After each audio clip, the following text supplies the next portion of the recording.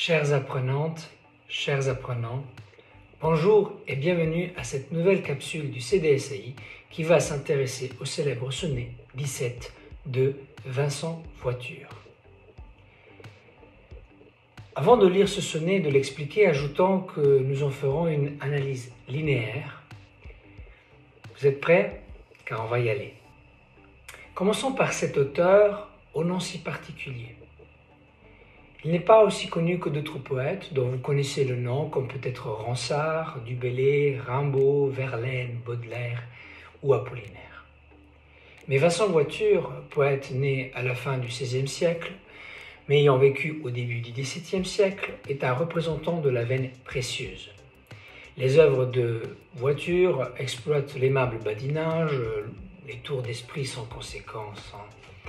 Pour celles et ceux qui auraient lu, vu ou écouté de Molière les précieuses ridicules, vous voyez le genre d'emblée. Toutefois, Vincent Voiture dispose d'une réelle virtuosité qui, elle, ne peut que plaire à l'amateur de beau langage. On y va. Lisons ensemble ce sonnet, mais soulignons d'emblée que chaque vers est écrit en alexandrin et que le schéma des rimes est un A, B, B, A, A, B, B, A, C, C, D, E, D, E. L'alternance entre rimes féminines et masculines est maintenue. Première strophe. Sous un habit de fleurs, la nymphe que j'adore, l'autre soir apparut si brillante en ces lieux, qu'à l'éclat de son teint et celui de ses yeux, tout le monde l'a pris pour la naissante aurore. Dès le départ, nous constatons que la beauté de la femme aimée est jugée égale, voire supérieure à celle des déesses. Tout d'abord, l'emploi du verbe adorer, qui a une connotation religieuse. On ne peut adorer que Dieu. Ensuite, le fait de la nommer nymphe, qui est une divinité dans l'Antiquité, même si c'est une divinité inférieure. La comparaison avec aurore, finalement, en est une autre occurrence. La majuscule nous fait comprendre qu'il s'agit ici de Aurore ou Éos, divinité grecque chargée d'ouvrir au char du soleil les portes du ciel. Elle était la personnification mythologique de l'aurore, lumière du matin, amenant le jour par extension. À cela s'ajoutent tous les mots en lien avec le champ lexical de la lumière, brillante, éclat, aurore, qui connotent le divin. Pensez aux images que vous pouvez voir régulièrement dans les églises. La lumière éblouissante est dans notre imaginaire collectif reliée à ces figures divines. Si en plus nous retenons le fait que la rime du premier vers avec celle du quatrième est or, et le mot or est toujours en lien avec l'éclat, nous remarquons à quel point le poète a travaillé son texte pour faire éclore cette idée. Mais avant de continuer, que nous dit Vincent Voiture exactement dans cette première strophe? Que la femme qu'il aime est arrivée en ces lieux et que tout le monde l'a pris pour une divinité tellement elle est belle à cause de sa peau et de ses yeux. Cette hyperbole, tout le monde l'a pris, est une exagération évidemment pour souligner la beauté de l'être aimé. Mais passons maintenant à la deuxième strophe. La terre, en la voyant, fit mille fleurs éclore. L'air fut partout rempli de chars mélodieux. Et les feux de la nuit pâlirent dans les cieux et crurent que le jour recommençait encore. D'emblée, il y a une progression. Les personnes qui sont témoins de cette évolution sont suivies par la terre qui, en la voyant, relance le printemps d'une certaine manière. D'ailleurs, ce n'est pas le seul élément perturbé par cette beauté. L'air et le feu vont aussi être conditionnés. L'air se remplit de chants. Nous constatons ici une référence aux sirènes de la mythologie.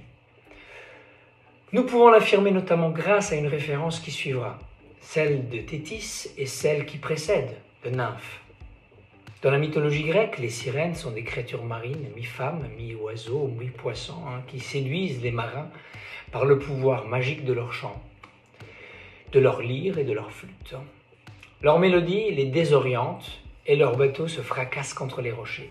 Comme au temps d'Ulysse, ici la terre est déréglée par la beauté de la femme adorée et les étoiles disparaissent au point de faire croire que le jour recommencerait. Soulignant à cet égard l'antithèse, les feux de la nuit qui pâlirent. Entre la nuit et le verbe pâlir, il y a véritablement ici une contradiction. La nuit étant sombre, elle ne peut pâlir.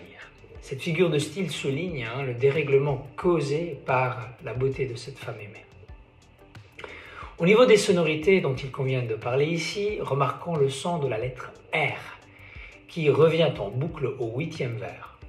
Cette récurrence est importante car elle souligne que cette journée recommencerait à cause du dérèglement causé par la beauté de l'être chéri. Passons maintenant aux 2 tercets qui clôturent ce sonnet et qui peuvent permettre diverses interprétations. Celle-ci dépend notamment selon que nous voulons considérer Thétis la nymphe ou Thétis, qui s'écrirait avec un Y, la déesse marine archaïque. Comme l'orthographe la plus répandue dans ce poème est celle avec un I, nous préférons cette analyse. Si nous nous permettons de faire cette distinction ici, c'est qu'un poème de Lamartine, qui est un poète du 19e siècle, a écrit un vers similaire. Vous trouverez ce vers en allant lire le poème intitulé « Le golfe de Bahia ». On y va avec la lecture. Le soleil qui tombait dans le sein de Thétis, rallumant tout à coup ses rayons amortis, fit tourner ses chevaux pour aller après elle. Et l'empire des flots ne l'eût su retenir, mais la regardant mieux et la voyant si belle, il se cacha sous l'onde et n'osa revenir. La beauté fertile de la femme est ici signalée par la synétoque, la partie du corps pour le tout, du sein de Thétis. Fertilité impressionnante, dans la mesure où les rayons du soleil retrouvent une nouvelle vigueur. Alors les connotations mythologiques sont assez évidentes ici. On fait référence à Hélios, le dieu du soleil. Hélios est un jeune homme d'une très grande beauté, à la chevelure d'or. Chaque matin, précédé par le char d'Aurore, il s'élance sur son attelage de feu, entraîné par ses chevaux. Depuis donc le pays des Indiens, sur la route étroite qui suit le milieu du ciel. Au soir, il baigne ses cheveux fatigués dans l'océan, tandis que lui-même se repose dans un palais tout fait d'or. Ainsi, quand vous lisez « Et l'empire des flots ne l'eût su retenir », il va de soi que la paraphrase « empire des flots » est une image pour désigner l'océan qui n'arrive pas à retenir Hélios, qui le soir est censé reposer sa chevelure d'or, donc les rayons du soleil dans l'eau. Pire, l'instance qui représente les océans comprend que cette beauté puisse interrompre le cours habituel d'une journée et se cache sous une onde et n'ose d'une certaine manière pas demander à la personnification du soleil de revenir et de faire son travail. Mais alors comment interpréter ce passage que nous venons de paraphraser? Évidemment, comme expliqué au début de notre vidéo, ce sonnet est avant tout un sonnet au langage précieux, aux références mythologiques importantes. Toutefois, nous pouvons dire que la beauté de l'être aimé a une importance telle qu'elle est capable de transformer la nuit en jour. Comprenez ici que la beauté d'un être que vous aimez est capable d'illuminer votre vie et de redonner une telle vigueur. Une vigueur qui est cohérente ici, une vigueur qui rallume votre flamme et qui vous change. Comprenez aussi que lorsque vous passez une journée plus désagréable parce qu'elle est obscure, eh bien, le pouvoir de l'amour ou de l'être aimé ou de la vue de l'être aimé est capable de redonner de la vigueur à votre vie et donc d'illuminer votre vie de l'intérieur. Chers apprenants, chères apprenantes, j'espère que ces quelques explications vous permettront de saisir le sens de ce sonnet.